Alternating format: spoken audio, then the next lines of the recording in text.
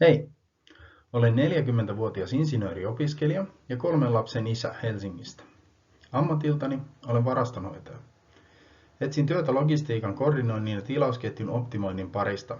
Toiveissani olisi päästä toteuttamaan kestävää kehitystä käytännön tasolla. Itselleni tutuimmiksi ovat tulleet sisälogistiikan tehtävät ja toimenkuvat vastaanottoineen ja lähetyksineen. Olen toiminut myös kuljettajana sekä mahuolinnan parissa Helsinki-Vantaan lentokentällä. Myös myynnin, asiakaspalvelun sekä tuotannon tehtävät erityisesti hydrauliikan parissa ovat ehtineet tulla tutuiksi. Työntekijänä ja ihmisenä olen sopeutuva, paineen alla suoriutuva ja tunnollinen. Olen myös ulospäin suuntautunut ja avulias.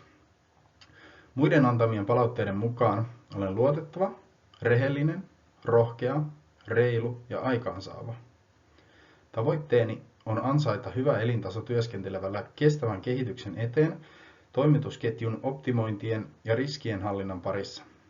Haasteeni liittyvät tällä hetkellä lähinnä selkeään kommunikointiin, mutta pyrin jatkuvasti kehittymään niin ihmisenä kuin työntekijänä. Lisäarvoni tulee pitkän kokemukseni ja jatkuvan parantamisen kautta. Kiitos.